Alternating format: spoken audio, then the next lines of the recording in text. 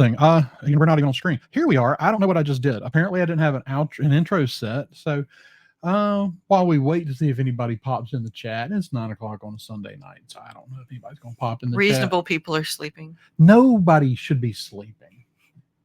I mean, even East Coast people shouldn't be sleeping yet. It's just 10:15 over there. It's a good time to be sleeping. And then, our West Coast friends, I mean, it's just dinner time over there. That's true. That's true. So, before we get too far into this, I'm going to go over here and I'm going to make sure I at least have, my outro is set. I wonder why my intro wasn't set. I don't know, love. Well, I'm going to take care of that little bit of housekeeping while I'm in here. Well, next time we go live, we'll have an intro, but tonight, not so much. Yeah. So, DragonCon is in the books. Yeah. So, here's what that's going to mean for the channel. We're going to go back a few weeks ago when the show came back. We've managed to keep turning out a little bit of content, but I had a couple of real good weeks of content creation. And then everything became all about just trying to get ready to leave. Yeah. The joys of being self-employed on my side is that I needed to do all the work for DragonCon week before DragonCon. Right, exactly. So, and I was busy because we took 6 children and 32 costumes. Count them. 32. Why were there 32? Because there's 6 of them. But 6 times 5 is 30. But I brought 2 from... No, actually, I take it back. It was only 30 because the ones that I intended to take for me didn't come. Okay, only half of them came. Like, I got there, I was like, here's the shirt, here's the jacket, no skirt. Not going to be a very cute costume. So we took 30 costumes plus some extra pieces. Yeah. And I think we got packages at the hotel almost every day we were there. Yeah. So that was fun. There were packages there when we got there. And we got packages a few times. Okay, in my defense, some of those packages were things that were supposed to have been delivered before we left, but they got delayed. So then I had to have a slightly different one overnighted to the hotel so we would have it the next morning. Yeah, it's kind of things you do, I guess, when you have 30 cosplays at DragonCon. It's true. Like I watch people and they're like, they've got like, I bought 6 costumes, and I'm like, that's crazy. Change clothes 3 times in a day. Then I was like, I'm crazier. Yeah. So, yeah, I think cosplay is I think cosplay is a good place to start on DragonCon. It's just because we talked about this a lot while we were there. It is, and I heard a couple of people, I think I heard someone during one of the panels even talk about DragonCon kind of being the Super Bowl of cosplay. Look, there are bigger cosplay contests out there for sure. Yeah. But you will not go to a con anywhere and see the sheer volume of cosplay that you see at DragonCon. It's because first of all, you see the typical cosplay, and then DragonCon has its own like weird inside joke cosplays, and it's not a lot of them. There's not just like one. There's like a bunch. Yeah, it's a bunch of them, and you don't just see like 2 people in said cosplay. Right. It's you're gonna see just we saw like lots of K-pop Demon Hunter happening. Well, it's like this. Three's Company. Did you ever watch Three's Company? No. Okay. So I know Ro's a big fan of Three's Company. I'm not sure who else watching might be a fan of Three's Company, but I watched it a ton when I was a kid on Nick, Nick at Night and stuff. But like, where else? I don't know if you're gonna be able to see this in here because of the light. You have to put it up, yeah. 450 Helen Roper cosplays showing up for a group photo. You're not going to find that anywhere else. No, sorry, you're just not. And then that's one of the kind of inside joke. But then there are others that just spawn completely out of DragonCon themselves. And if you've never been, you're just going to be like. So my favorite was the Reformation. Well, carpet. okay. So I think we have to start at the beginning here. Okay. Because most of the people listening aren't going to recognize this, but I would say so. DragonCon, there are some really good videos. I'm not going to try to go all into it because one, even though I've been 7 times now, I'm still kind of a newcomer to DragonCon. I'm still discovering things every year. And we'll get into why I've been that many times and I'm still discovering things. But the back in the early days of the con, at some point, the Marriott had this very, very distinct carpet. And when it was pulled out, when the Marriott pulled that carpet out, a Atlanta local saw them throwing the carpet out, saved a huge, because it was just rolled up, saved a huge ton of it. They ended up cutting it into 1 foot by 1 foot squares and distributing it. And so every year there's and I don't know, I think they're still doing it. Most years there's a reconstructing of the Marriott carpet in a portion of the hotel. If you look up early year cosplays, and part of the attachment to the carpet was, even while the carpet was still there, you were seeing people do things like the Green Army Man cosplays, but they were in the Marriott carpet print. So you would have army men crawling on in their camo on the carpet, a lot of stuff like that. So when the carpet came out, it was a big deal. And I don't know if that's DragonCon's first cult, but I think it is. Yeah. And it's the cult of the Marriott carpet. And so every year there's a big thing with the carpet. You will see someone after a point, someone distributed the files for the pattern so people could get stuff made. The company that made the pattern tried to come down on them for selling the pattern. So they said, you know what? I was just kind of doing this to cover my cost of distributing it, but fine, whatever. And just released the patterns into the wild, and it grows every year. You will see Marriott carpet. In fact, Yaya Han even had, back whenever Joann's was a thing, had like a special release of this brocade, Marriott carpet brocade. It was like just different enough to, avoid copyright infringement. And apparently it was super hard to get. You had to know somebody who had access to a Joann's that stocked it. That was a real big thing. Of course, then now there's no more Joann's, so there's no more getting any more of that. Yeah, but there are still there's still all kinds of places out there to get Marriott carpet fabric. Yeah. Yep. So then this year they had the reformers who were reacting against the opulence of the old carpet, and so they had the pattern of the new Marriott carpet, which is like this really boring, like gray stripe affair. And they had their 95 theses of all the reasons that, the Marriott, the old carpet is, wrong and bad. And, you have to be a really particular kind of nerd to appreciate that joke. Yes, for sure. It's a really specific kind of joke. And, somebody who used to host Reformation Day parties every year, I'm the target audience for that kind of joke. Yeah, right. So that's one of the big cults. There's the Loyal Order of the Ribbon. So if you've ever been to a con, I don't really collect them. You can see my badges all right here. I don't really do the badges. I'm kind of particular about, I like my badges and I like to bring them home and display them. And I feel like the badges are just this the ribbons. The ribbons are these things that get attached and they get dirty, and I don't know. But the real story is that he doesn't get ribbons because he's unapproachable. That's not fair.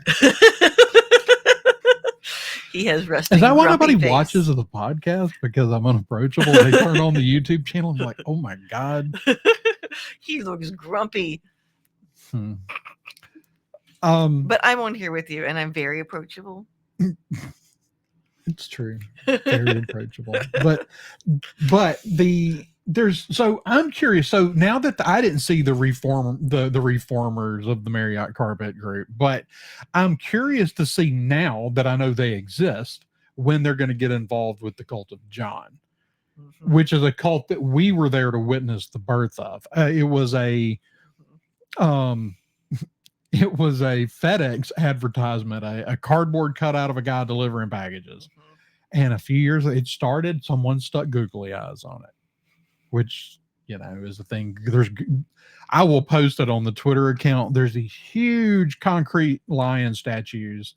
At least they're supposed to be lions. They don't really. I think that's kind of one of the jokes at DragonCon is that the lions don't really look like lions, but there's these lions. And when I was in line to see Simon Pegg, I walked around the corner and there were googly eyes as big as my head on those lions. It's like they pop up on everything. But somebody stuck googly eyes on that cardboard cutout. And then people started adding to it. And it became this like shrine at DragonCon. It was very weird. But now there's a whole cult that has sprung out of that. And there's people in like priest and nun garb of the Marriott Carpet that, proselytize for John, beneath his googly eyes. Like the and crazy so I'm waiting thing for is, the reformers to now go get involved with the cult of John, because it's going to happen.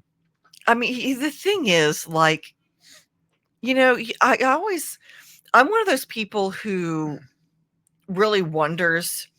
There's a lot of like speculative, futuristic fiction, and my thing is always like, what is religion going to look like, far into the future? Like, I don't think that 2,000 years ago, your early Christians would have envisioned exactly how religion looks. No. Or how Christianity even just looks, not to mention all the other like religions that, kind of have come and gone over the history of the world. And I mean, wouldn't that be a bizarre like thing to like actually become a religion? Was one of these weird DragonCon things that somebody just started as a joke. I mean, that's kind of what. Yeah. The upside is that they're all jokes and good fun at DragonCon, and no one's actually worshiping at the cult of John. But wouldn't it be crazy if like someday that became like a real thing? Someone did manage to track down the model. So it's the cult of John because they found the guy. Yeah. They know who he is, and I don't think he was all that into it, but his wife was very excited about the prospect of them coming to this con. So yeah, I don't. It could get real out of hand if John ever showed up at DragonCon. I'm just saying, like, it would get real weird real fast. Yeah. I'm not sure that he didn't make a good decision. I think literally the best interaction of the entire week was the audience trying to explain to Chloe Bennett and Jeff Ward, like, because neither one of them had ever been to DragonCon before. Correct. And so she was like, so what is this about the carpet? It's just like, oh, you shouldn't have said that. So now everybody's, DragonCon is the only, and granted, there are some big cons I hadn't been to. C2E2's on the bucket list. MegaCon in Orlando's on the list. There's some big cons I want to make it to, but those are a little different than DragonCon, and nothing wrong with those cons. I mean, we do Fan Expo a lot of years in New Orleans and what used to be Wizard World. That's a fantastic con. Like I'm not knocking these cons at all. I think they're all wonderful. Mississippi Comic-Con needs to get their crap together, but yeah, it's a little lackluster. And I say with full acknowledgement that I've always loved going to that con, but they really screwed it up this year. I really didn't love it this year. Well, they stretched. There was nothing happening. You go on Saturday and there was almost nothing to do. Yeah.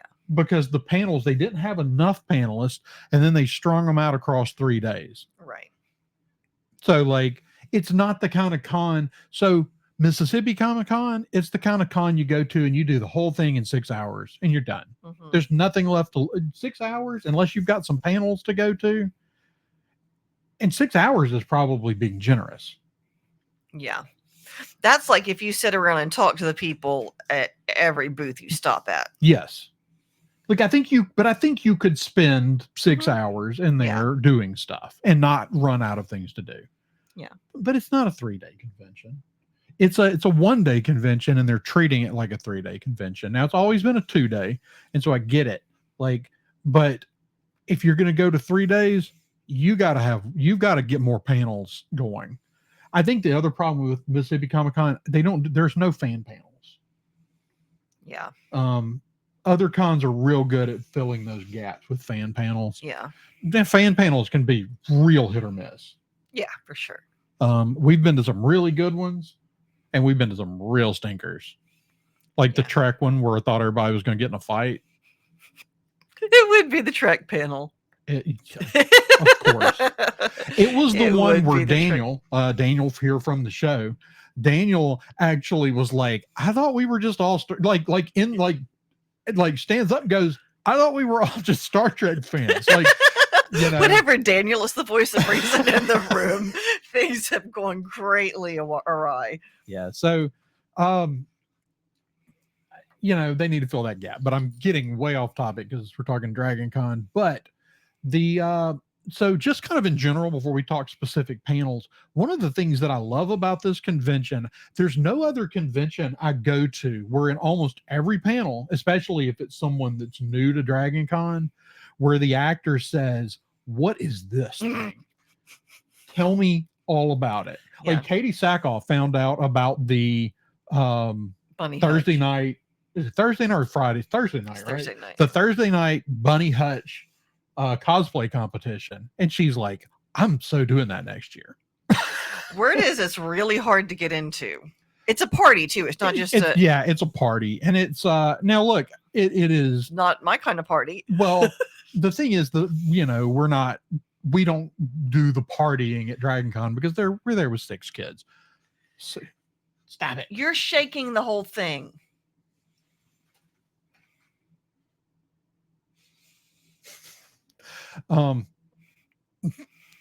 So the Bunny Hutch cosplay competition is pretty much exactly what it sounds like. It sort of generates from the kind of the Playboy bunny outfit. Your playmates, right? But then it goes full DragonCon, and maybe the most terrifying thing I saw all weekend was the one that was up to the waist. It was normal Bunny Hutch cosplay, waist up. It was an Ewok. It was a full-on Ewok, not like somebody wearing like Ewok ears and fur. It was a full screen accurate Ewok, and it was absolute pure nightmare. It was brilliant. It's genius. But it is pure nightmare fuel.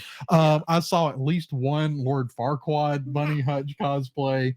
I mean, they get Katie Sackhoff got real excited because she was like, "I'm going to come next year and I'm going to do a Bow Bunny." And somebody in the back of the room stands up and goes, "Hi," and she's like, "Are you a Bow Bunny?" And just and she was like, "Oh, I'm so doing this next year. I'm going to cosplay the heck out of this." So I bet she gets into the party. Oh, I'm sure. As normal people can't always get into parties, but she does. Yeah, well, I mean, I suspect any of the celebrities. I suspect any of the celebrities that want to get into the stuff. Simon Pegg. I got to go to the Simon Pegg panel, and I'll talk about that in length in a minute. But apparently, he has started DJing as just an outlet, just a hobby. Mm-hmm. And he was like, "Oh, I need to come maybe DJ one of these parties here at DragonCon next year." So, watch out, world. Yeah, so I have to wait and see if someone lets Simon Pegg DJ a party at DragonCon, because that'd be amazing. Right. I would actually come back once the kids were in the room, settled. I'd actually come back down and get into a party for that. Yeah. But but again, kind of where I started this, I've never gone to another convention where the celebrities have seen something or heard something and they're like, I need to know more. Like, tell me what this thing is. And then they sit there and they listen to the audience explain this whole chaotic thing to them. Yep. And I love that about DragonCon. It is every year when we go to DragonCon, there's just something about it. Like, I love going to cons. I mean, I'm as much as I can tend towards being an introvert. Like, I go to but it's this crowd. It's 75,000 people, and like there are very few places in this world where I walk in and I go, it's like this coming home feeling every year when you walk in there, and of course, it's not hurt by these huge atriums that you're walking into, and there's just something really special about that place. I come home every year going. For those of y'all who don't know, I went to art school, and I used to like to write. I used to draw. I still do my photography, but I every year I leave DragonCon going, I want to make stuff. Like, I want to draw, I want to write, now every year I come home and I get my sketchbook out and then realize how much of a perishable skill drawing is. That what I could do 20 years ago, my hands don't want to do it anymore. And I don't have the time or the patience to retrain I understand it. I understand the theories. I know it wouldn't take as long to get it back, but it's this thing. You just want to be able to just do it. It's the same reason that my guitar sits in that corner back there. I really want to get better on that thing, but there's just no time. Maybe when the kids are grown, learn it when I'm 60. Yeah. Not if they do like we did and start having babies immediately. Well, we'll see. Like, how much free time you think my mom had between getting rid of her kids and getting grandchildren? 10 months and 3 days. In case anyone was wondering. 10 months and 3 days. Yeah. But it is just it's just, I can't imagine. And there's been years we missed since we started going, but those were largely around the COVID. The COVID year was the lost year. I mean, we had a con, but it was digital. That was the DragonCon Goes Digital year. I even had my badge. They still mailed us our badges, but and then they kicked our ticket forward to the next year, which we ended up not going. Which is phenomenally generous that they did that. Yeah, like they could have been like, sorry, the whole world shut down. I mean, they still have operating expenses. I'm sure they lost money by doing that. Yeah, especially since they still sent out badges. Like, it's not free. Right. Like, what? Even if it's only $1 a piece, you send out 100,000 of them at $1 a piece, and all of a sudden that starts to add up. Yeah. So, but I think one of the things I think that's important to mention before we get too far into the chaos of the weekend is that DragonCon donates to a charity every year. Not to mention the blood drive. Oh, the blood drive is huge. And they are out there. I mean, those guys are out there hustling all weekend. Let's see, 2025. You could actually probably donate blood again.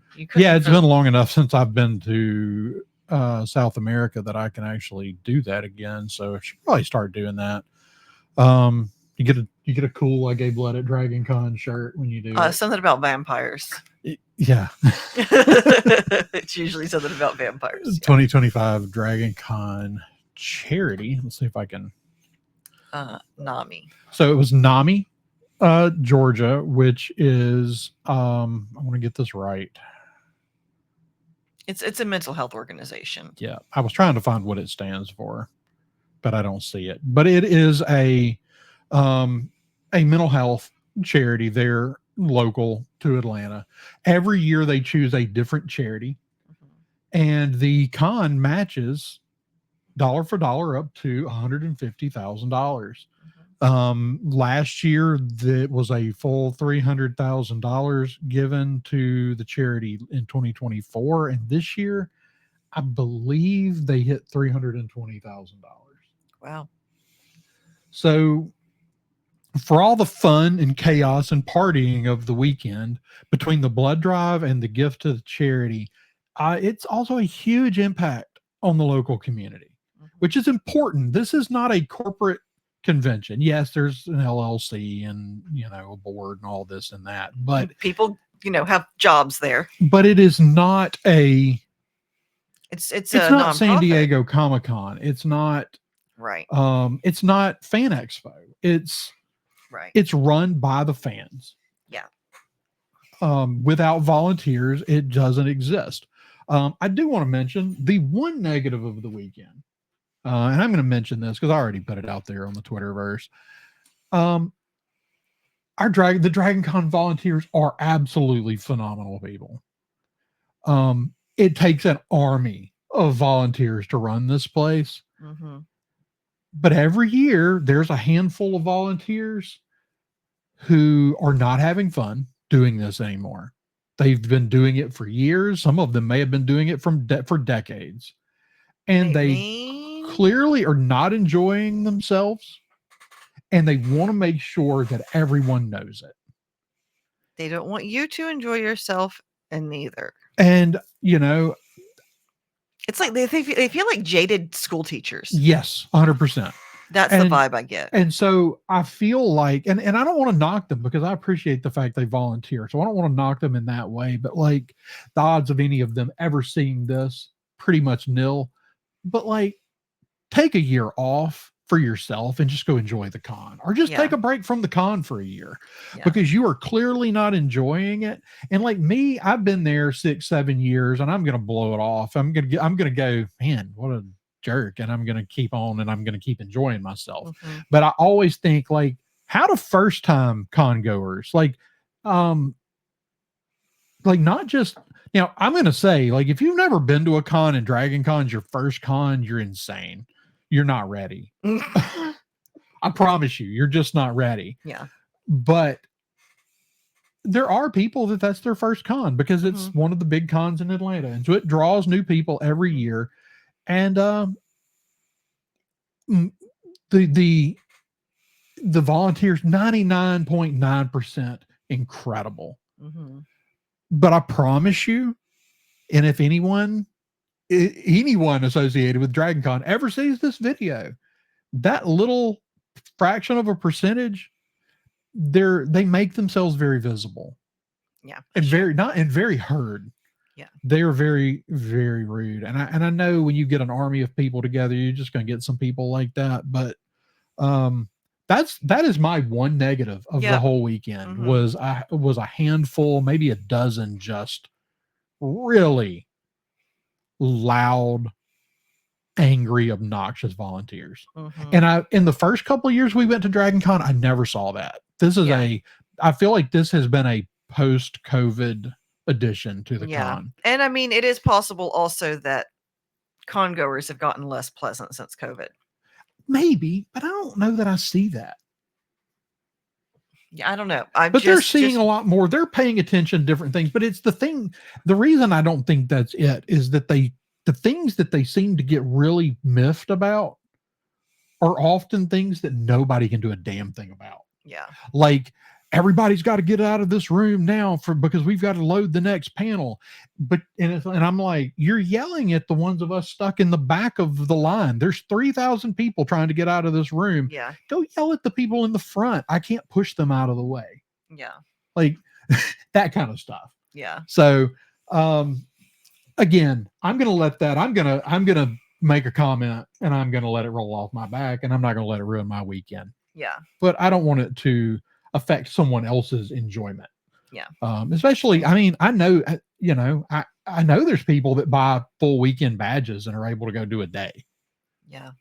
And like, so if I was able to show up and do one day at the con and I had volunteers yelling at me, I would be leaving very happy. Yeah. Let's see. Let's get into. We don't just go for one day. We go for all the days. We go for all the days. And my sister's like, How did this long weekend turn into you taking my kids for an entire week? Yeah, she's one to talk. Right? Takes my kids and runs off to Europe with them for 10 days. Like 2 weeks. Last time it was 2 weeks. That's true. And, we're just running off for 6 days. I know. I told her that, but she said that was different because it was more fun for her to I guess take our kids and go places. I guess technically it's 7 days, isn't it, when we stay? Yeah. But let's get into some before we get incredibly long here. That's about our halfway mark. What was your favorite panel? So real quick, running through the panels, we did one with Katie Sackhoff and Simon Cassanatis. That was a Mandalorian panel. Simon plays Axe Woves, and of course everybody knows who Katie Sackhoff is. Fantastic panel. We did a second Star Wars panel that was more general Star Wars. Katie Sackhoff, Simon Cassanatis, Matthew Woods from Skywalker Sound, Diana Lee Inosanto, Sam Witwer, and Emily Swallow, who is the armorer on the Mandalorian. And then we had an Agents of S.H.I.E.L.D. panel. And I'll repeat it again right now. It's a good time, Marvel, quit being cowards and put Chloe Bennett in Doomsday. Just do it. She deserves it. Yeah.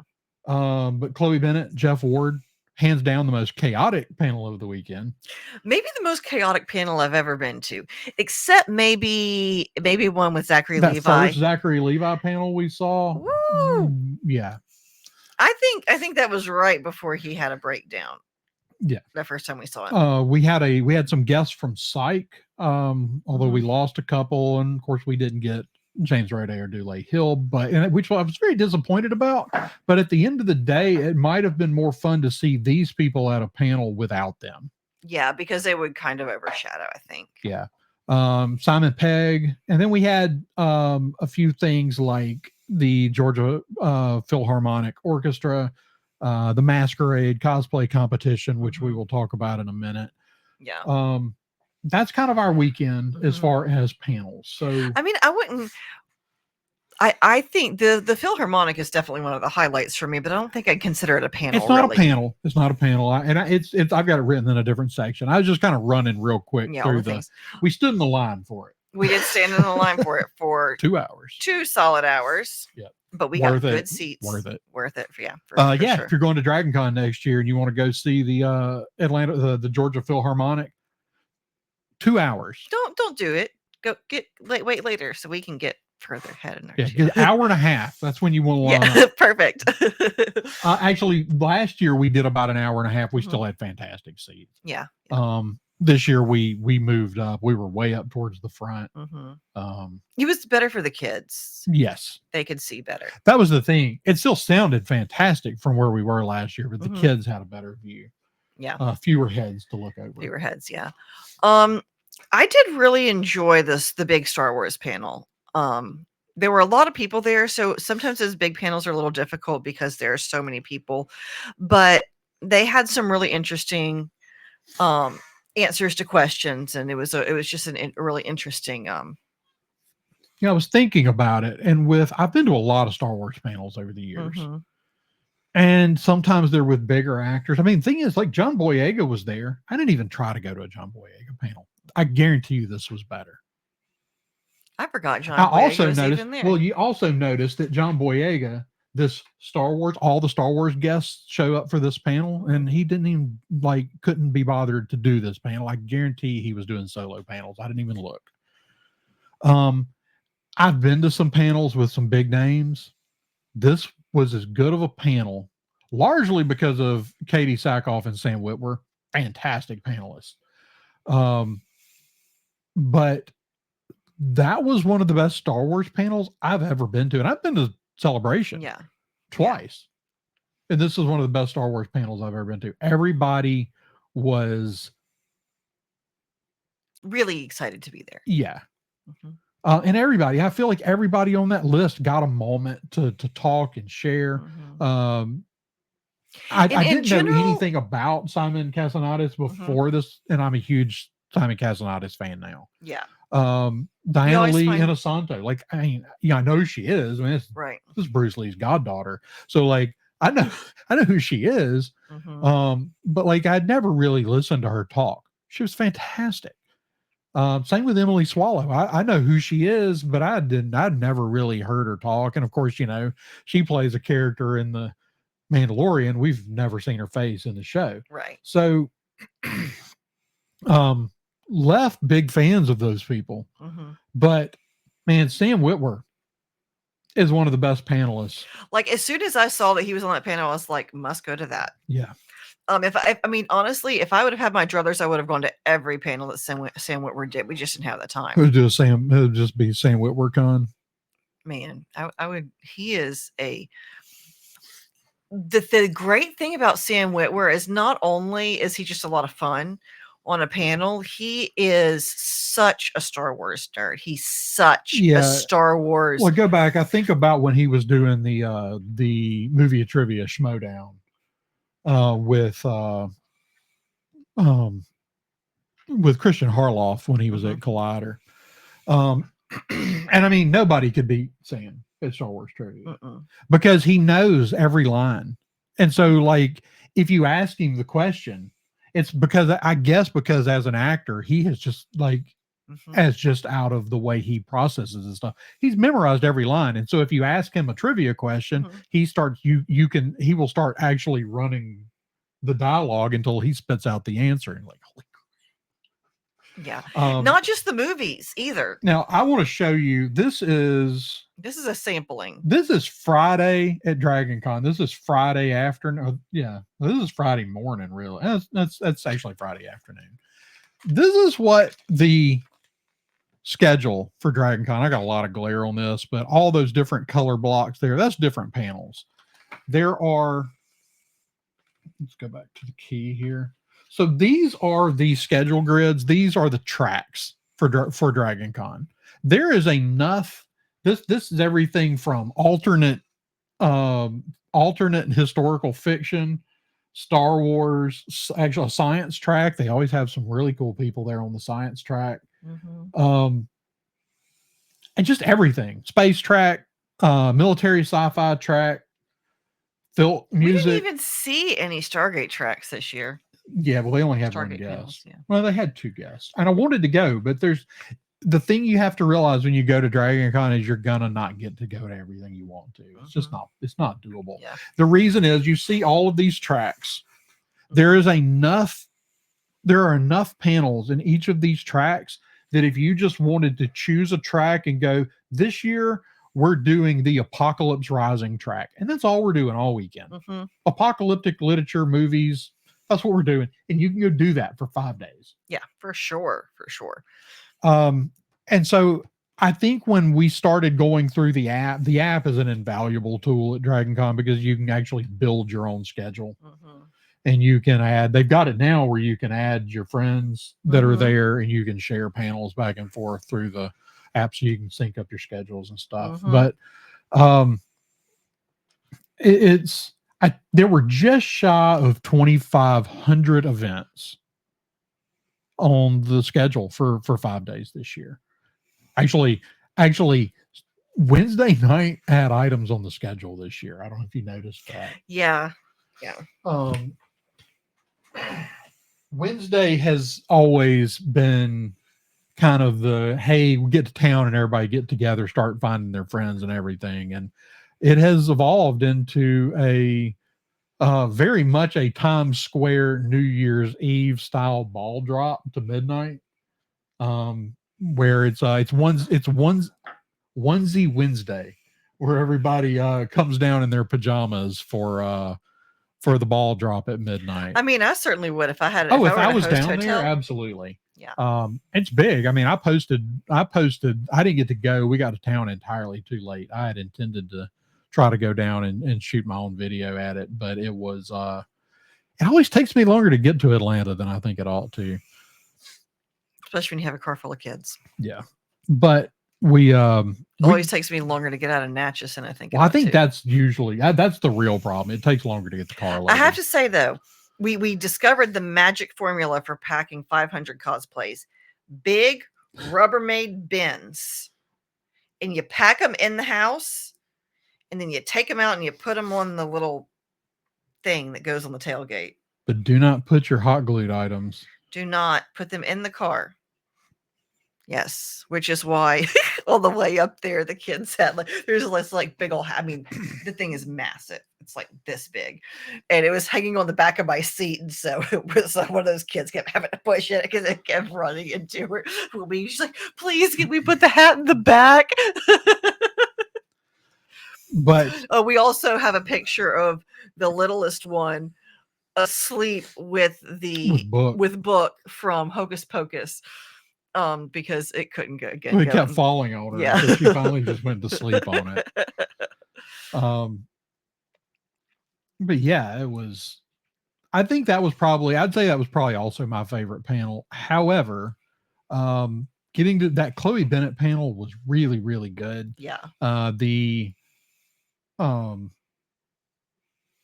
moderator did an extraordinary job of wrangling the crazy, the chaos. It was so chaotic.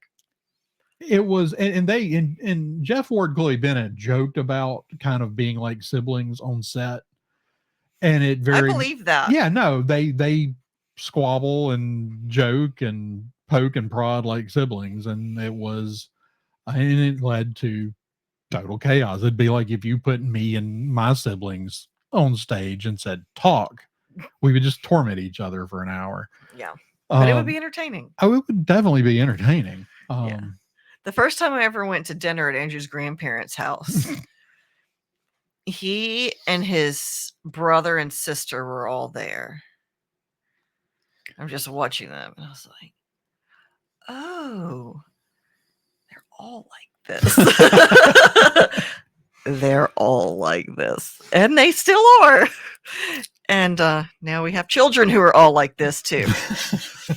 And turns out that they and their cousins are all like this all the way to Atlanta. They are all like this for 5 solid days in a hotel room. Yep. As far as favorite panel, I mean, I honestly would have a hard time picking a favorite panel from these. Yeah. Like the ILM panel. So they had a panel ILM celebrating the 50th year of ILM, which was George created to make Star Wars. Mm-hmm. Matthew Wood, Henry Gilroy, and I'm gonna kick myself because I can never remember the name of the third guy, but he's a prop builder at Lucasfilm. Mm. But the three of them did that panel. It was excellent. That was it was a really good panel as far as information given, but the moderator in that one kind of dragged down the energy, the energy, yeah. and so that hurt it. But man, I don't even know if I could pick a favorite panel. They were all we went good. to some really great panels. The psych panel was super fun. And yeah, we had they're like, how are there this many people here on a Friday? I mean, that room was packed. Yeah. Well, they're like, how are there this many people on a Friday? And we're like, we've already been at this for 36 hours. Like, yeah. And that's, most cons don't start on Wednesday night. Yeah. That's weird. Yeah. Or run 24 hours a day. Yeah. I don't. Although we tend to run late on Saturday and Sunday because the symphony runs a little bit late, and then Sunday symphony lets out at 10 o'clock.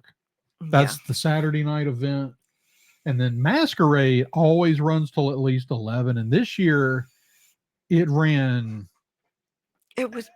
at least 11, probably about 11:30.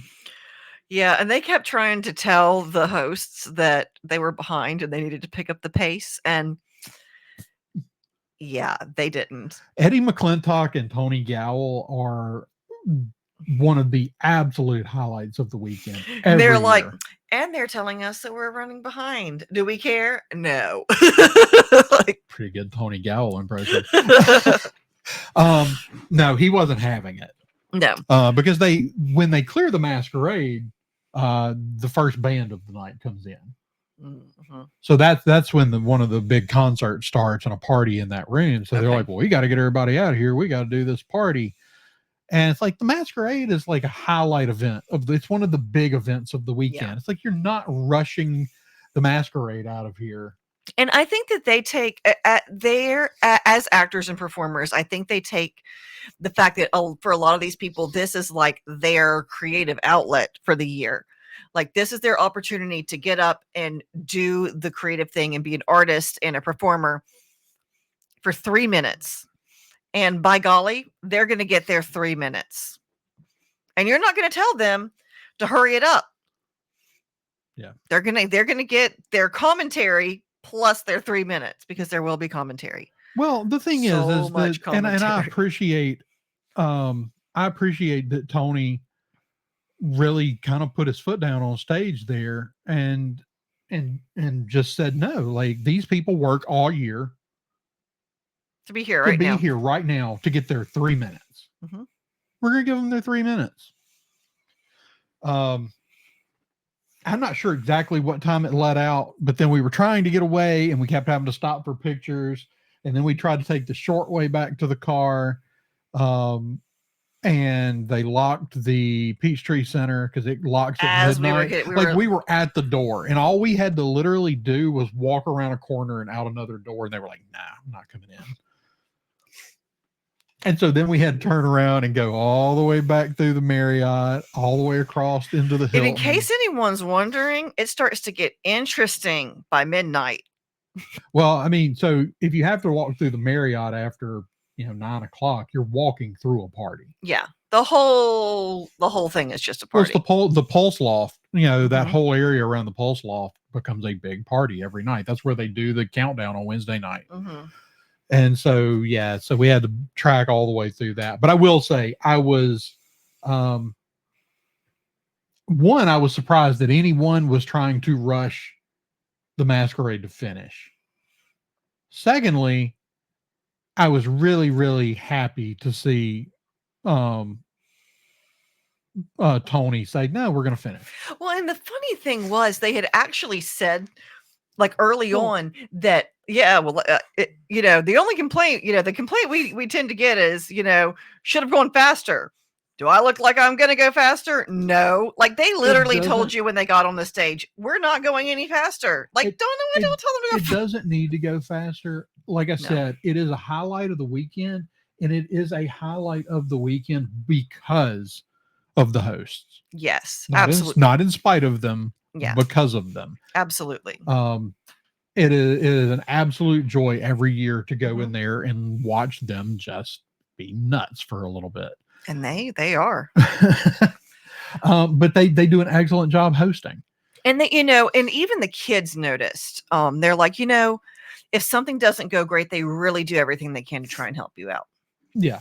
And whenever your like 12-year-old is making this observation, like that that something's going right whenever your kids know if something goes wrong out there on the stage, they're going to do everything they can to help me. And that's a really good support net. If you're putting your children out on the stage, I mean, the youngest kid we had out there this year was 7. Yeah. And so that's a really nice thing, is that they feel not just confident in themselves, but feel confident in what's around them, that they're, know that if they get out, they went out there, they started the wrong music for somebody. And the host just kind of smoothed it over. They looped her back around to the end, so she would be the last performance of the night. And it also should be stated, I don't know who the DragonCon person that was like, we got to get this finished up was. The real problem is it is a legit so the prize for the adult category for best in show is a no joke big dollar prize. Mm-hmm. Like, you're going to get your money to go spend in the vendor hall. Fine, whatever. You get a freaking host hotel for the next year. That's expensive. Yes. Like that's a serious, it's not just expensive. They're next to impossible to get. Mm-hmm. Like even if I wanted to stay in a host hotel, there's a really low chance of actually getting one of those rooms. Mm-hmm. So, so you can't rush it. You've got a legitimate competition going on here for an actual prize. Right. You got to give everybody their 3 minutes. Yep. And I have to say, everybody really brought it this year, but specifically the kids category. The kids category. The kids category was like off the charts, way better than it's ever been. Well, it was better. It was bigger. There were more kids this year than I think I've ever seen in it. I know there was. I think they had 14 entries in the kids division, which means the kids division is growing. And my kids have done it 5 times now or 4. All right. So this is the 3rd year they've done it with the cousins. Yeah, 5 times. Because they did the Star Wars year that they won, and then the Cinderella year. But there were a couple of years where there were like 3 kids competitions. Yes, they had like different categories. Well, no, but there was like 3. There was like one of those years where there were only like 3 or 4 kid entries. Oh yeah, yeah. And so it's growing, and I'm really like proud of my kids for getting up there and doing it, but also the fact that they've been part of. They've done such a good job with their. So my kids, when they started off, Marisha was making costumes. In the time that Marisha has been making costumes for these things, Marisha has become a professional costumer. And but as that happened, the kids have taken over an extraordinary amount of the manufacturing of their own stuff, making their props, doing fantastic jobs with their props. Oh, absolutely. We'll have to post some pictures of the. Hey, how's it going? Speaking of, Spencer, welcome to the chat. Spencer here. Spencer's our hero. Spencer played I don't even think I got a real chance to explain to him exactly what was going on, just what I needed in the moment. In that Spencer pulled my butt out of a crack because it wasn't my fault. The kids are supposed to give me music while we're here, while I'm sitting at this desk at the house, so I can cut their music. Fortunately, this year, what they needed last year, I had to do a good bit of cutting. This year, it was very much, we need this 13 seconds removed from the video, from this audio track. Well, we get to the morning of the masquerade and they're like, hey, where's our, this is our music. Can you? And I'm like, no. Like, I can try. So I went and I downloaded apps that I had to get trial subscriptions. I did cancel the trial subscriptions to all 4 apps that I downloaded to try to get this done. But downtown Atlanta, the internet signal is real spotty. So bad. I mean, there's 100,000 people there trying to use the internet. Yeah. And so I finally, I never could get it to actually load onto my phone so I could get it into the software. And the kids needed that needed to be turned in by 3:00 on Sunday afternoon. Really, it was supposed to have already been turned in. Yeah, I kind of just wasn't on top of the ball for that. But the absolute cutoff was 3:00. So I'm like literally sitting there, like with the person, and they're like, "Do you have music?" I was like, "Let me see if my husband has it done yet." So Spencer, you emailed me that music. And then I turned around. As soon as I saw it, I sent it to Marisha, and we got it in with like 10 minutes to spare. It was probably less. It was somewhere around 10 minutes when the conversation started. Yeah. So thank you very, very much for doing that. The kids were like, he's our hero. They very much could not have really done they could have done their skit without music, but it would have not been. We would have had some very sad children. I mean, they choreographed all that stuff, especially the tiny Marisha person who puts all this together now, because everyone should have 2 of me in one project. It's not too much at all. She would have been devastated if they had not. And thanks to Ro as well. Ro was gonna do it for us, and he was at work and he just didn't get home. And so at the point when I realized that Ro wasn't gonna make it home, I was like, I called my brother and said, "Hey, are you at your computer by chance?" And he said, "No, I'm out of town." That's great. So I called another friend and said, "Hey, you at your computer by chance?" And he said, "No, I'm at work." Crap. I was like, I don't even know what to do. And I was like, post it in the Discord. Like maybe someone will see it and can do it. So thank you. Yes. Much gratitude. Um, And they did such a good job. They did, and we'll get that They did video up. They didn't win, but they had probably a dozen people tell them between leaving the stage and leaving the convention that they should have won. And so they felt vindicated and, Yeah. Well, and I try to tell them every year because the prize for winning the kids, you get a plaque. The plaque's nice. they've got 2 of them. They do. And on top of that, it's like you get 50 dragon bucks, which is coins that you can spend in the vendor hall. And I'm like, there's 6 of y'all. You're going to split $50 worth of coins 6 ways. Nobody's really getting enough to do anything with. Like, I'll just give you $10, like, okay? And so I try to tell them every year, I try to really stress this isn't about winning. If you were in the adult competition, I'd say, yeah, go out there and try to win that hotel room. But although you haven't heard the conversation, they're like, if we win, do we still get to compete? Because we may need to hold off on our good ideas for a while. They're like, they're trying they've like really thinking this thing through. They don't want to go burning their annual their annual show by winning. But I was like, but host hotel. Right. So here's the question: if you get the host hotel, so if you win best in show, or you can't compete again the next year. I don't know. I don't know what the deal is. And they were like, well, I mean, even if we don't compete, can we just come and perform, even if we can't win? This is the important questions. So I'm gonna have to literally email somebody at DragonCon and be like, hey, my 16-year-olds want to know if they win best in show on their first try. Well, which could happen. It could happen. I got to tell you though, the best in show cosplay this year was actually every year. They'll have to really, really bring it to win that. Yeah. And it's not that they can't, but like I said, this is a serious cosplay competition. And despite the fact that it's the masquerade, it's supposed to be a skit plus your cosplay is, both getting grading. The bottom line is it depends on who the judges are from year to year, but they're mostly like professional cosplayers and stuff, and they seem to give very little weight to the skit. Yeah, in their judging, except for the year the Scooby-Doo people won. There was no way their costumes. They're like their costumes are, I think, all like store bought. Yeah, which is fine.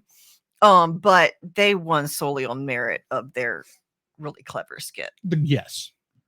Yeah, some of those cosplays are just phenomenal. And so we don't even usually make it to the Friday night cosplay competition because we just can only do so many late nights with the kids. Yeah. So Friday nights kind of become our let's finish up our panel and go actually sit down and eat dinner because the rest of the week we're going to eat dinner on the run.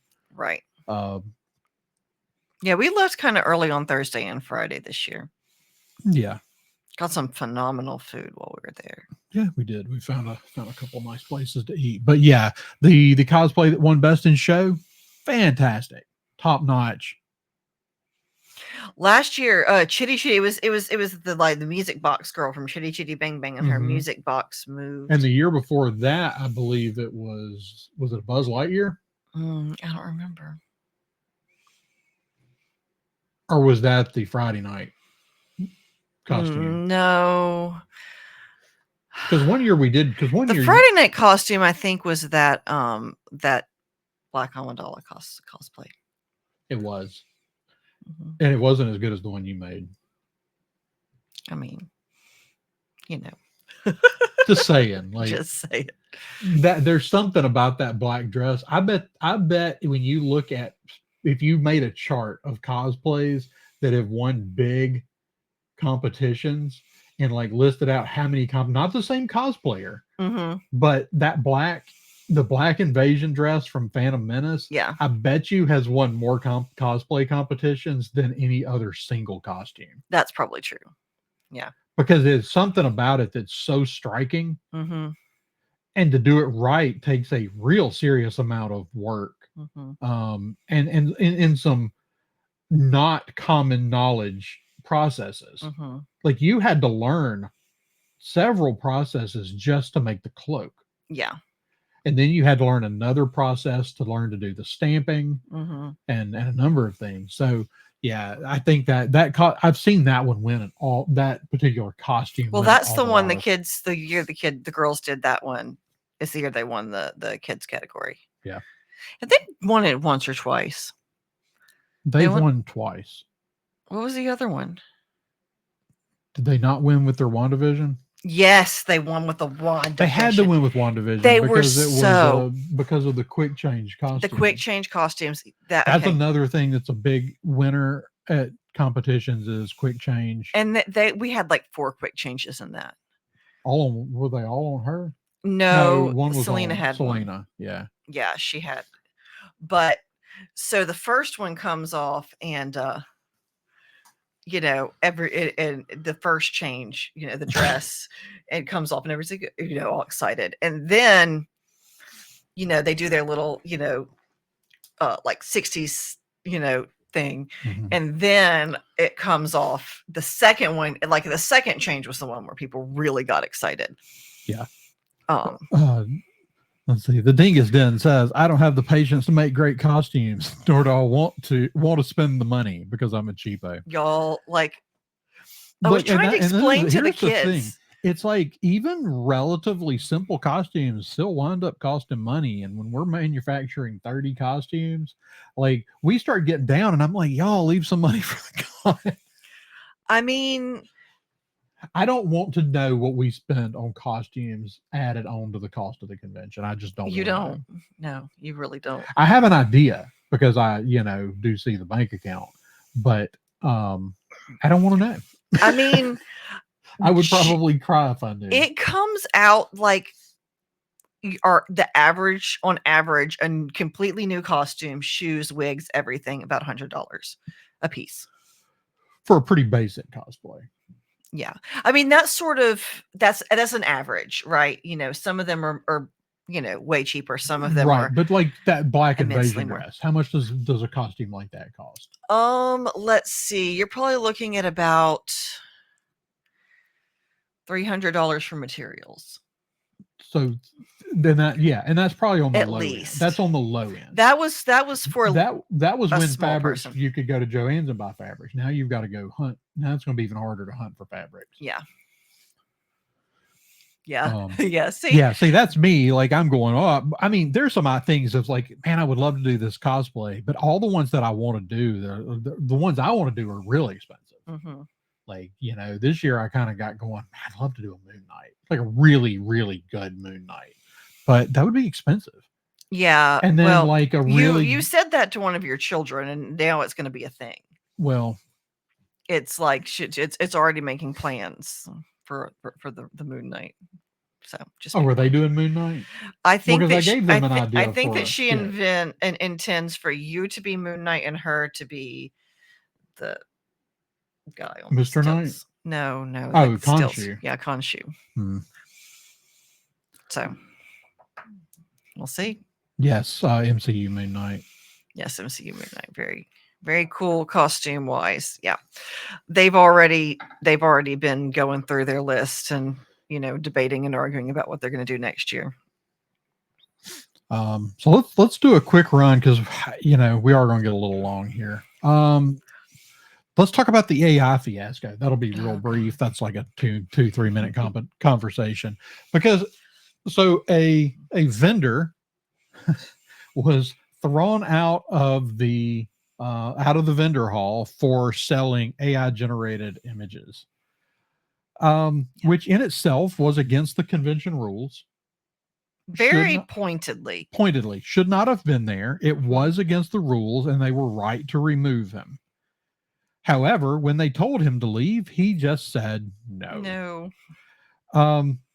So I know a lot of people were real bent out of shape because the picture of him being kicked out of the building is with Atlanta PD there. And there were a lot of people that got upset and said, well, public resources should not have been used to deal with something like that. DragonCon security. Well, here's the thing, folks. Convention halls like that, they hire off-duty police officers who often wear their uniforms when they're doing their job as security because they're recognizable as help.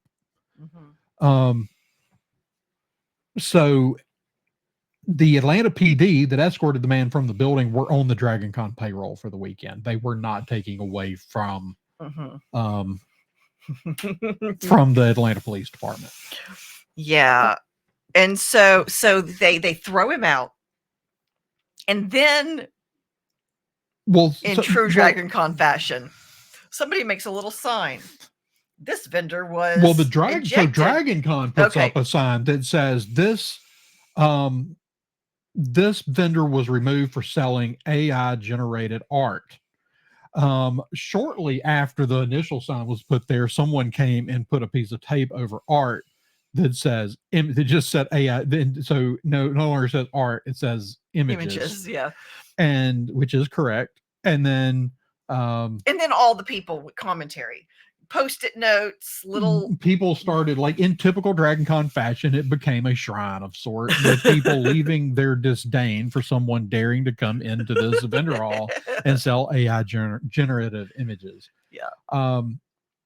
Now the deal is, and so I saw people going, well, if I want to buy AI generated art, I should be allowed to. And I'm going to say, yeah, absolutely. But the con is a celebration of human creativity. This con is more of a celebration of human creativity than any other con out there, period. And they don't want AI generated stuff at their convention. That's perfectly valid. On top of that, so even if you want to defend the art, the images themselves, and this guy's selling them, if people want to buy it, they should be allowed to. Fine. The guy lied about it. He gave a fake name when he applied. Not only did he give a fake name, I think he used his girlfriend's last name or something. So he gives a fake name. He gives images that are real pieces of artwork, gets into the show, shows up with a different name, totally different set of art. So then it starts getting super sketchy. Then the guy gets thrown out, has to be escorted out by actual security because he refuses to leave, and then proceeds to go on all the message boards, all the social media pages, and throw an absolute hissy fit. Yeah. Like, the guy doesn't need to be welcome back at the con ever. No matter what he's bringing. Yeah, no. Like, he shouldn't even be allowed to buy a ticket. I don't imagine he will be. I suspect after the fit he has made, the drama he has caused on the socials, that he probably is not welcome back. Yeah. That was an adventure. So that was the AI fiasco. And like I said, so even if you want to defend the AI images themselves, the things the guy did just to get in the building, the thing is there are a lot of extraordinarily talented artists. Oh, so many. At these cons, real artists. I'm going to show a few pieces. I'm not going to be able to show this one very well because of the glare. There we go. That's better. Pencil sketch. Yeah. This is an artist that I've really been liking his stuff for a few years, named Charles Erbach. I'm going to show it the best I can. I'm not going to pull it out of the plastic for this. Love these images. I bought a dice mat, gaming mat from him last year. Actually, can you hand me the really big? Can you reach the big one? Yeah, because that's my favorite one. Yeah, that's my favorite of his images. If I was only going to buy one of Mr. Erbach's images, it would be this one. Let's see if I can catch an angle. Yeah. Absolutely gorgeous image, and titled "Not All Treasure is Gold," which, as a reader, I more than appreciate. And and then we got oh yeah, one of the kids bought this piece. The Kids always buy so much artwork. The kids have definitely inherited this affinity for buying artwork that we don't have room for. I mean, you can see my wall back here, and you can't really see the wall to my left where there are, I guess, probably over 20 autographs now. The walls are getting pretty full in here. I just found a stash, the artwork stash. That's probably stuff from New Orleans. Yeah, probably. Yeah, that's what that is. So from our last con. You know, honestly, even if we don't have room to put it up, like I'm happy just to buy it. I told the girls when they move out, when they graduate here in a couple of years, that I'm going to put in false walls and make a maze through their room so I can hang all my art and have an art gallery in their room. Yeah, the binder that's actually a good idea. We should just get a portfolio to just sort of absolutely. These smaller pieces definitely would just just need to be in a it's become a big thing. The conversation around AI art at conventions has become a big conversation because it has the potential to it's another industry that AI has the potential to just totally destroy. And I'm sorry, but here's the thing. I think AI is a valuable tool. It's here, but it's not for art. It's soulless. Here, it's not going anywhere, but I think it should. I mean, I don't care if you want to tinker with it and people use it for ideas and stuff, but like if we want to talk about the definition of art, the art school definition of art, and I believe the Merriam-Webster's definition of art is that it stems from human creativity and imagination. Yeah. AI can't do that. Nope. And it will create. I'm reminded. I think Star Trek. Actually, we should dig through Trek and Stargate and stuff and find some good representative episodes for this stuff. But they deal with stuff like this. Data is like this prime idea of this. He can create masters' work. He can recreate masters' works of art. He can play the music, but he can never give it the feeling of something human created. And that's the thing. But he's just human enough for that to bother him. Right. Which is always the data dichotomy there. Right. Love, I don't know if we're going to get through all this stuff. Oh, just started watching Stargate for the first time. That's a good one. Ooh. That's a really good. That is good. Did you start with, are you watching SG1 and did you watch the movie first? It would probably make more sense if you watched the movie first. Curious though, because if he's doing that, I've been needing to do some Stargate episodes, and having a first-time watcher come on would be hugely beneficial to that. Yep. I mean, I can always get Nick if I want to do deep dives. Is that fun? That is not. That's money that's already deposited in the bank. Boo. So. What's even the point? I'm seeing Andrew sitting here thumbing through checks. I was like, oh, yay. So yeah, let me know where you're at on Stargate and what you're watching. And at some point, definitely need to do an episode. Like I said, I can always bring Nick on for episode deep dives because maybe the only person I know that's a bigger fan than I am. Watch the movie and now halfway through the first season of SG1. Awesome. Well, if you want to come talk about it sometime, get with me. We'd love to have you on to do that because I'm always game to talk about Stargate. And I need a good launching point to always talk about what it's going to take to get them to bring Stargate back. Speaking of, I didn't get to go to this panel, but the actor that plays Bortus on the Orville said, and we heard a really incredibly entertaining panelist. Yes, he's another one that I was like, whatever. But last year they had the actor that was Bortus, they had the actor that was Clyden. Maybe both of them. They had both, I think. But the actor that plays Bortus was there, and he was talking at a panel, and so they told us whoever the panelist was. I think it was 2 years ago that we had. I don't think we had any Orville stuff last year, because we didn't have any Orville or any Stargate last year. But 2 years ago we had some Orville stuff, and they said at that time we're definitely trying to make season 4 happen. Okay. So this year, the actor said that not only are they still trying to make it happen, that Seth is writing episodes. So maybe we're getting the Orville back. Hey, I would. And the thing is, Seth MacFarlane is the lead for It's the that best. show. It's the best Star Trek since Deep Space Nine and the Next Generation. Like, I mean, it's not Star Trek, but it is better than any Star Trek that has been put out since those two shows. Yeah, I didn't make it very far into Discover. And now I have enjoyed Strange New World, but the Orville is in a lot of ways more Trek than Trek right now. Yeah, there's something special about that series. Mm-hmm. They have done a really good job with that line that Stargate always kind of walked between being relevant and being preachy. Well, that's the thing. That's what Star Trek, because everybody's like, oh, people say, well, new Star Trek is, preachy and all this stuff. And say, well, and they say Star Trek was always that way. I'm like, no, it was not.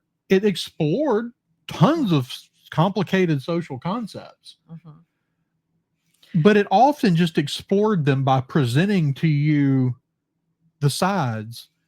And that's what I kind of where what I started saying about sci-fi a few years ago, really a few years into starting this show, mm-hmm. and really delving deep into not just sci-fi, but also the creation of sci-fi, and saying science fiction used to make us think, and now it tries to tell us what to think. Yeah, absolutely. And the Orville. Thank you for dropping in. We will see you soon, and definitely get with you about some Stargate. Thanks again for taking care of that music for us on Sunday. But the Orville has done a really great job of being a little more old school and in just presenting you ideas and making you think about some really detaching it enough from reality, mm-hmm. from detaching the scenario from the real life situation enough, giving it a new wrapping. And saying, here, think about this thing for a minute. I mean, to the extent where you could use it as an argument for either side of some positions. 100%, because they presented both sides really well. Mm-hmm. But you can also impose your viewpoint into either. Yep. Both sides can say, that's my position. Is the position we're obviously meant to come down on. Yeah, it's pretty good stuff. Well, a lot of times it presents this idea, and the kind of thing we've talked about before is often the solution is somewhere in between. Mm-hmm. And some things are just really complicated. Yeah. So I really appreciate the Orville. Excited to hear a little bit of news that it might be coming back. Let's run through the rest of this really fast. What did you think about the Philharmonic this year? Always a huge hit. The kids love it. That's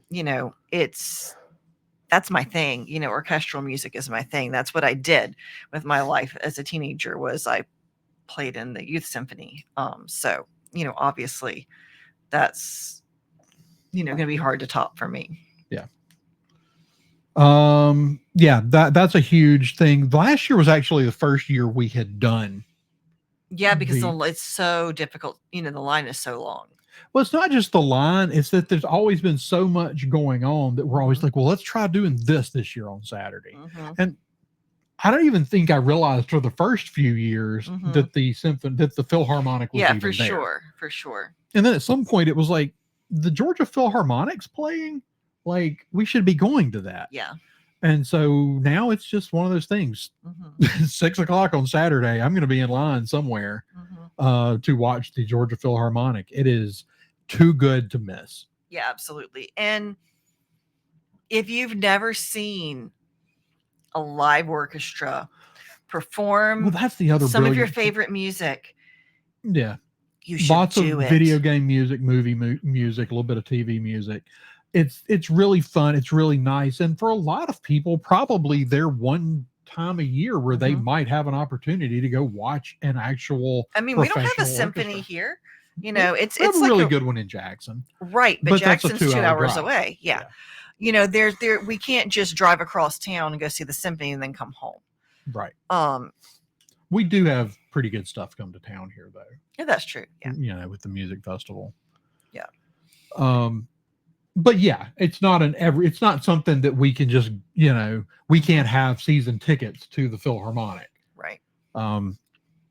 So it's a really cool thing, and it's a really, really good professional orchestra. Yeah. They're very good.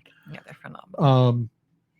That and always appreciate the conductor, whoever the conductor is, always coming out. I noticed some of the orchestra being in costume too, but yeah, the conductor, what was the conductor this year? I forget what. She was Dragon, Toothless. Yeah, from How to Train Your Dragon. Yeah. Right. A few years ago, the conductor was Captain Hook. They did Hook. They did one Bo-Katan. Mm-hmm. There's been a few different ones. But they're always a total joy to go watch. So if you've been skipping out on that one, you know, it's worth going to for sure. And it's the main hall holds, I don't know how many people. It's well over 1,000, and then they have an overflow. And I don't know if that's on DragonCon TV or not. If you watch it in your hotel room, but I suspect it is. Yeah. What else? We made it to the parade this year. We found a solution that helps us actually get to the parade. It worked. We'll be doing that again next year. It means an early morning for me, more than usual, but it was worth it. I had the kids still didn't make it down in time to get. I had a really, really great spot staked out, and y'all didn't make it there quite in time to get to me, but y'all made it in time to see some parade, which it's been a few years since we all made it down in time to see the parade. So really glad to figure out a solution. I've been trying since last year to come up with a solution, because last year it went so bad that we ended up sitting over in Midtown at a Wendy's waiting for traffic to clear just to get in a parking spot. After killing ourselves to try and get down there, and by the time we got down there, the roads were all closed. It was a whole thing. But the parade's always fun. The parade is fantastic. Couple of bands, and after the parade, the Seed and Feed. What is the name of the band? They're the Seed and Feed Marching Abominable. Performed, and I love that they just came out and literally just performed, like got it set up on one side of the street and then just performed across traffic. Yeah, it was pretty funny. But they were great. I really like there's the brass band, the Black Sheep Ensemble, who we missed this year. Were they there? They were there. You just couldn't find them. So sometimes it's hard to find. Well, they didn't march in the parade. Okay. I don't know why. They usually do, but they perform around the place. We caught them last year on Thursday, down around where the Star Wars, where the 501st and all the fan booths are downstairs in the Marriott. Hey, love. Yeah. I'm about to turn into a pumpkin. It ain't midnight. I'm about to turn into a pumpkin anyway. All right, fine. Well, let's finish this up. The one thing that you still didn't get to do it, and I hate that you didn't, but we went to the Walk of Fame. Okay, that was my fault because I left Adeline's shirt at the hotel. Yeah, well, you know, things like that happen. And then the GPS sent me the long way. It should have taken me 5 minutes to go from the MARTA station to the hotel, and it took me all around the world. It took me like 40 minutes, and I was so tired. It was not a good day. Yeah, well, you were barely at the con that day. Yeah, I spent the whole day driving back. Oh, and then did I tell you that I got on the wrong train? Yes. You got on Blue Line, didn't you? I was really tired by that point. Did you get on? No, I got on the Gold Line. I was supposed to be on the Red Line. Yeah. At least I was still going like generally the right direction. I just was supposed to go this way and I accidentally went that way. So then I had to go back down to the last like common place. And yeah. It was a whole thing. And I hadn't slept enough. And I get so much less. Marisha went gallivanting about Atlanta on public transit. I did. And there was some stuff to be seen that day. Yeah, I've talked to my brother. He said, you know, the MARTA is usually nice, but it can be hit or miss. But we went to the Walk of Fame. Walk of Fame is just DragonCon's name for the autograph area for the they have a whole ballroom set aside, totally separate from everything else, where they have the Walk of Fame, which you can walk through and get in the line for the different celebrities. We've actually never made it over there because we've always been so busy that we've never found a good time. Well, the fact that you were AWOL there for a little while kind of left me going, well, I got to find something to do to fill this time. And I was like, 6 kids. there's the Walk of Fame right there. Yep. So we went across, we did that. We, unfortunately, the two that I really wanted were Katie Sackhoff and Sam Whitwer, whose last day was on Saturday. So we missed them, but we did manage to get autographs from Matthew Wood, Chloe Bennett, Emily Swallow. Who else? Oh, and Eddie McClintock from Warehouse 13. Yeah. So the kids were super excited because Matthew Wood sent their picture to Dave Filoni. True. That was like the highlight of their whole week. So to back up, so this is on Masquerade Day. The kids did Avatar the Last Airbender for their skit and cosplay. So cute. And they did a phenomenal job with that. But they're in full costume. 6 of them. Yeah. Well, 6 at the time, I think I only had 5. Was Iana there by that point? Yeah. Okay. So we were so we're in there and they're in full. And of course, if you're not aware, Dave Filoni did work on Avatar: The Last Airbender. Mm-hmm. And so Matthew Wood's like, do y'all mind posing and let me take a picture? My friend Dave would really love to see this.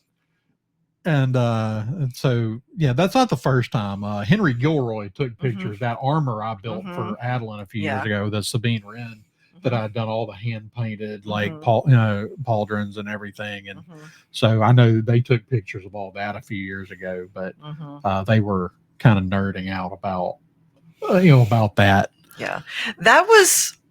Yeah, I have to say, when they were like I was like, don't you want to do something more showy?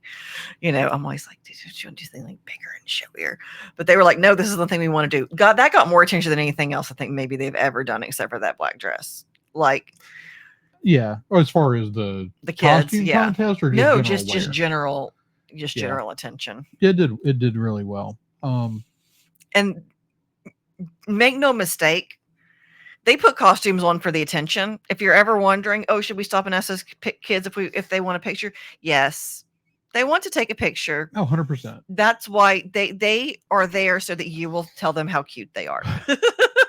I remember one year in New Orleans being like, look, wear costumes on this day. Like, let's just on Saturday, let's not do costumes. Or maybe it was Sunday or the last day. Let's not do costumes every day. Maybe one day, just wear your regular clothes, go just enjoy the con. And about halfway through the day, they were like, nobody stopped me to want to take pictures. And I'm like, okay. I was like, you can still stop people and take pictures. That's different. It's different. They want to be in costume. No one's admiring how cute they are.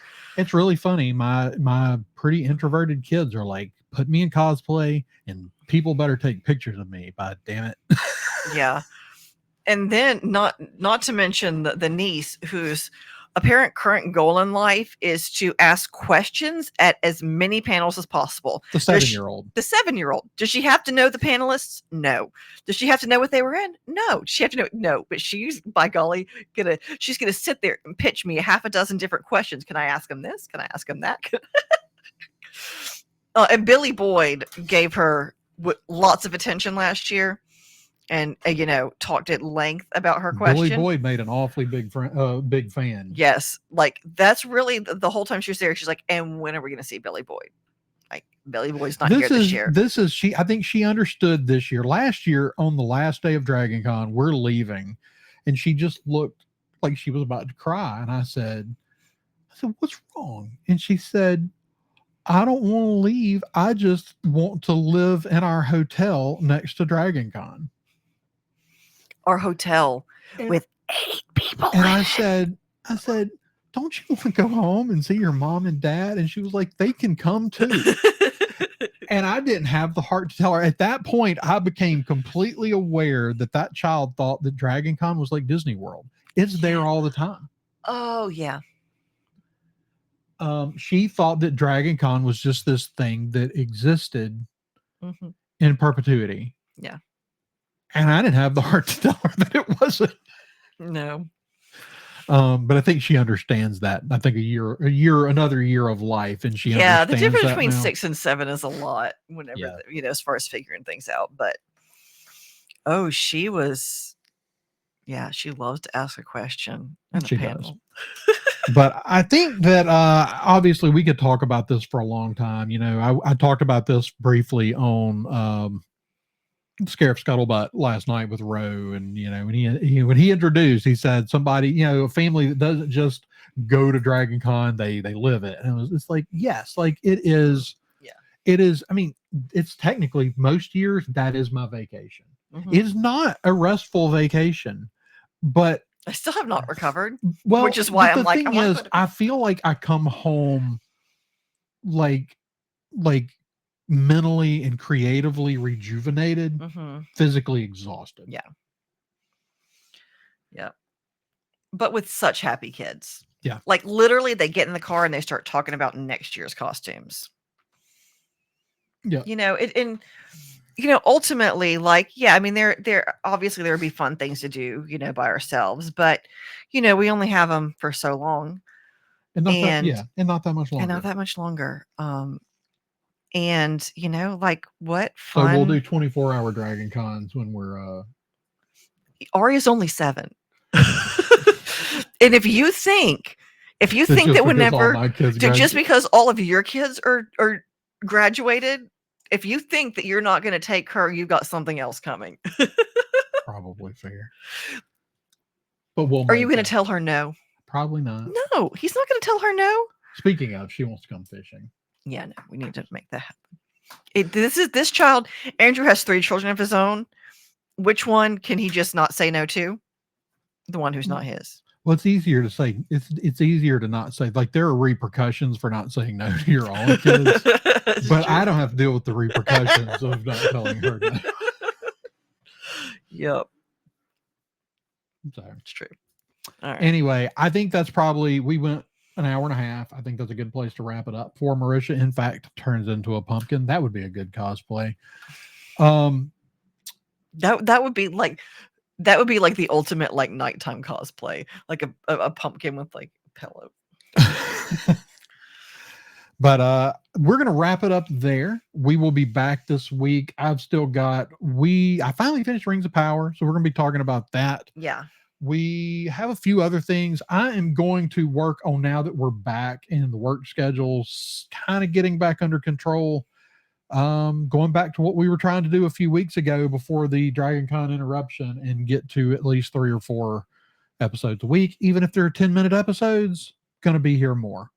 And we'll be talking to David to see about getting some more audio stuff. If you haven't checked them out, we had a audio review of Superman and of Fantastic Four that both went up over on the podcast channels, and we will definitely be doing more of that. We need to actually get a Star Wars something up over on the audio show. And if you're checking out our audio show, just be warned, they are minimally edited.